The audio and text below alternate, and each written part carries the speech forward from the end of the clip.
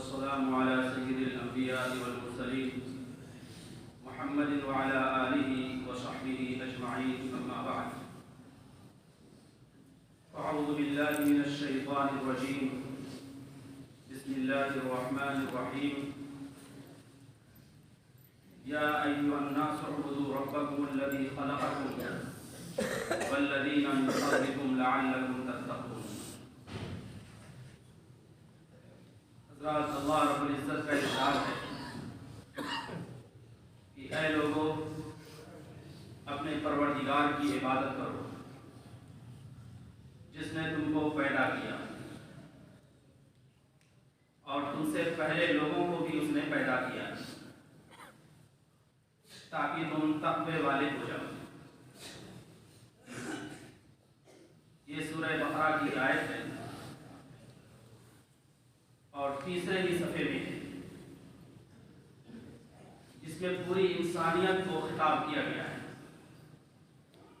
اور تین باتیں خاص طور پر ذکر کی گئی. پہلی بات یہ کہ اپنے رب کی عبادت کرو.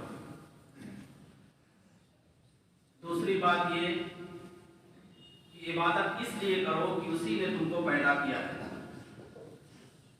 اور صرف تمہیں کو نہیں پیدا کیا بلکہ پوری نوع انسانیت کو اس نے پیدا کیا ہے.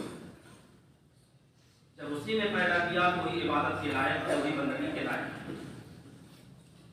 تیسری بات یہ، اس کا فائدہ یہ ہوگا کہ تمہاری زندگی اللہ تعالیٰ سے ڈرنے والی، خوف کھانے والی اور احتیاط والی ہو جائے گی. اللہ تعالیٰ نے انسانوں سے جو سب سے پہلا مطالبہ کیا ہے وہ یہ ہے کہ اس کی عبادت کریں اور اس کے ساتھ کسی کو شریک نہ کریں.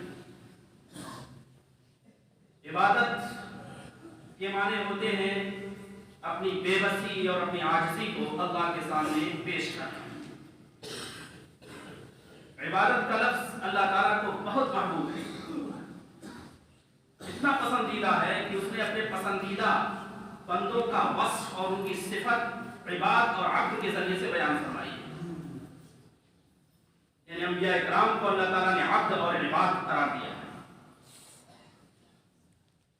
اس لحاظ سے یہ عبادت بہت اہم عمل ہے جو انسان کے ذریعے سے وجود میں آتا ہے. جو بھی کام انسان اللہ کی رضا کے لیے کرے گا اور اس کے حکم کو سامنے رکھ کر کرے گا وہ عبادت ہوگا. اس طرح سے پوری زندگی عبادت ہے. اور اللہ رب العزت نے یہ بھی کہہ دیا ہے کہ موت کے وقت تک عبادت ہے. یعنی یہ نہیں کہ کچھ مرحلے میں عبادت ہو پھر اس کے بعد آزادی ہو جائے. وَاعْبُدْ رَبَّكَ حَتَّى يَأْتِيَكَ الْيَقِينُ. آخری وقت تک عبادت سے جڑے رہنا اور اپنی بے بسی اور عاجزی کو اللہ کے سامنے پیش کرنا. لیکن ان عبادتوں میں جو پوری زندگی کی عبادتیں ہیں ان میں کچھ خاص عبادتیں ہیں جن کو ہم فرائض اور نوافل کے نام سے جانتے ہیں. فرائض میں ارکان اسلام نمایاں ہیں، اسی کے ساتھ ساتھ دعوت اللہ ہے، امر بالمعروف اور نہی عن المنکر ہے. ارکان اسلام میں نماز ہو، روزہ ہو، زکوٰۃ ہو، حج ہو، یہ تمام فرائض میں ہیں. اسی کے ساتھ ساتھ کلمہ توحید جو اللہ رب العزت کی وحدانیت کا اقرار ہے وہ بھی فرائض میں ہے. ان میں بھی جو پانچوں فرائض ہیں ان میں ایک اہم فریضہ نماز ہے جو اس کو اللہ رب العزت نے قرآن کریم میں ذکر کیا ہے. سورہ داؤد میں ہے کہ اللہ رب العزت قیامت کے دن اعمال میں سب سے پہلے نمازی کا حساب کرے. اگر نماز اچھی رہی تو انسان کامیاب، اور اگر فرائض میں کچھ کوتاہی رہی تو اللہ تعالیٰ فرمائیں گے کہ دیکھو کہ اس کے پاس کچھ نفلیں ہیں یا نہیں ہیں. نفلوں کو دیکھا جائے گا اور ان نفلوں کے ذریعے سے اس کی تلافی کی جائے گی، پھر وہ بندہ کامیاب ہو جائے گا. اس طرح سے اللہ رب العزت نے جو نمازوں میں فرائض ہم کو دیے ہیں ان کو اگر شمار کیا جائے صرف فرائض فجر ہو، ظہر ہو، عصر ہو، مغرب ہو، عشاء ہو تو کوئی 17 رکعتیں ہوتی ہیں.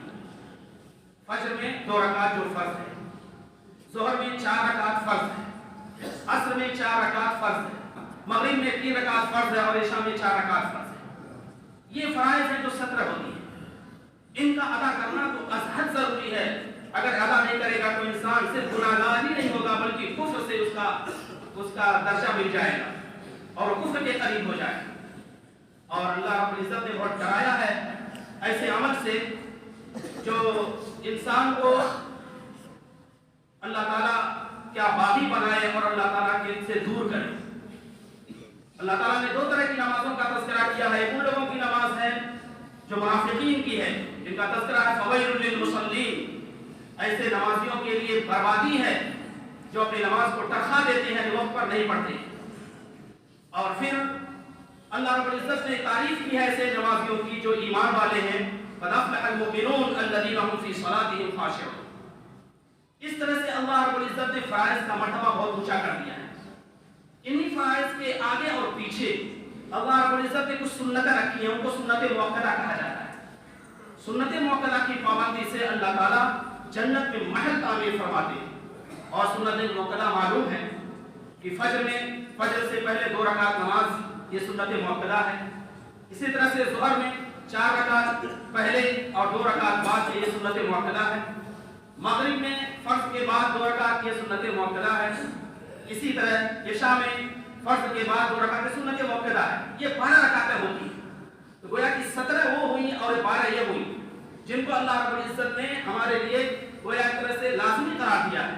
और उसने पाक सल्लल्लाहु अलैहि वसल्लम ने इस बारे की फजीलत भी बयान फरमाई।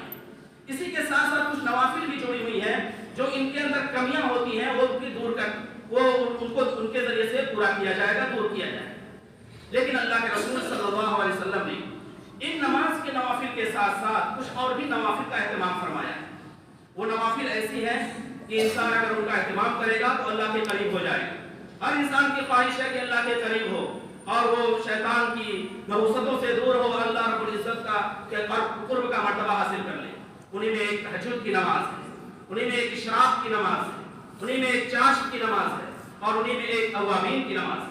ये नमाजें ऐसी हैं जो अल्लाह रब्बुल इज्जत का कुर्ब ही नहीं बल्कि उसकी नुसरत, उसकी तारीफ और हर वक्त अल्लाह रब्बुल इज्जत की तरफ से इनायत और तवज्जो को हासिल कराने वाली है।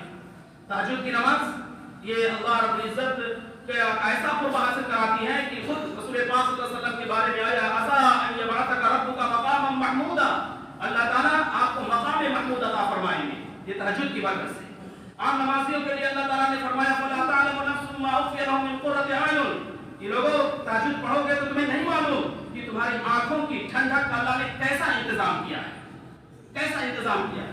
और फिर हर इंसान चाहता वो खुश रहे और उसकी जिंदगी अच्छी गुजरे, तो अल्लाह ताला ने कहा लअल्लका तर्दा, आप तुम अपना रात के हिस्से में तहज्जुद पढ़ो तो अल्लाह रब्बुल इज्जत तुमको खुश रखेगी, तुम्हारी तबीयत खुश रहेगी। और हज़रत बिलाल रज़ियल्लाहु तआला अन्हु से एक हदीस मंक़ूल है जिसमें फरमाया कि रसूलुल्लाह सल्लल्लाहु अलैहि वसल्लम, ये तहज्जुद नेक लोगों का शिआर है। अच्छे लोग तहज्जुद पढ़ा करते थे, तुमको भी अच्छा बनना तो तुम भी तहज्जुद पढ़ो। दूसरी सिफत ये कि अल्लाह के कुर्ब का जरिया है। तीसरी सिफत ये कि गुनाहों को ये बिल्कुल ऐसे ही मिटा देती है नमाज जैसे पतझड़ के मौसम में पत्ते गिर जाया करते हैं। और चौथी सिफत ये कि आइंदा भी इंसान से गुनाह का इम्कान नहीं रहता है, क्योंकि जब अल्लाह से लौ लगाएगा तो फिर वो गुनाह करने के करीब भी नहीं होगा। दूसरी नमाज जो हमें अल्लाह से करीब करती है वो इशराक की नमाज है। अल्लाह के रसूल सल्लल्लाहु अलैहि वसल्लम ने फरमाया कि जो फजर की नमाज बाजमात पढ़े और तुलुए आफताब तक मस्जिद में बैठा रहे और फिर तुलुए आफताब के बाद 2 रकात या 4 रकात नमाज पढ़े तो अल्लाह ताला कामिल हज और कामिल उम्रे का सवाब अता फरमाए। इतनी जबरदस्त फजीलत है जिसको अल्लाह ताला ये तौफीक दे, बड़ा खुश नसीब इंसान है। और ये जिस्म के जो आज़ा अल्लाह ताला ने हमको दिए हैं इनके ऊपर सदका है, सर के ऊपर सदका, हाथ के ऊपर सदका, जितने जोड़ हैं उनके ऊपर सदका है। अल्हम्दुलिल्लाह का ना सदका, सुभान अल्लाह का ना सदका, अल्लाहु अकबर का ना सदका, अम्र बिल मारूफ सदका, नही अनिल मुनकर सदका। लेकिन इन तमाम की तलाफी यानी 360 जोड़ों की जो तलाफी है वो इशराक की 2 रकात नमाज से अदा की जा सकती है। मुस्लिम शरीफ की रिवायत अल्लाह के रसूल सल्लल्लाहु अलैहि वसल्लम ने इसकी फजीलत बयान फरमाई। इसी के साथ साथ एक नमाज है चाश की जो ज़वाल से पहले पढ़ी जाती है। 4 से 12 रकात की नमाजें हैं, उनकी भी फजीलत अल्लाह ताला सोने का महल बनाने का वादा फरमाते हैं। एक चौथी नमाज है अवाबीन की जो मगरिब की नमाज के बाद सुन्नतों के बाद जो 6 रकात नमाज पढ़ेगा और उसके दरमियान कोई जो गलत काम नहीं करेगा तो अल्लाह ताला 12 साल की इबादत का सवाब अता फरमाएंगे। तिर्मिज़ी की रिवायत है, हज़रत अबू ज़र रज़ियल्लाहु अन्हु है تو یہ فضیلتیں ہیں جن کے ذریعے اللہ کا قرب حاصل کر سکتے ہیں. خاص طور سے اس موسم میں جو مومنوں کے لیے موسم بہار ہے، یہ راتیں بہت لمبی ہوتی ہیں اور دن بہت چھوٹے ہوتے ہیں، جن کے ذریعے سے ہم اللہ کا قرب بھی حاصل کر سکتے ہیں، نوافل کے ذریعے سے بھی اور فرائض کے ذریعے سے بھی. اللہ تعالیٰ ہمیں توفیقات سے نوازیں. وآخر دعوانا الحمد للہ رب العالمین.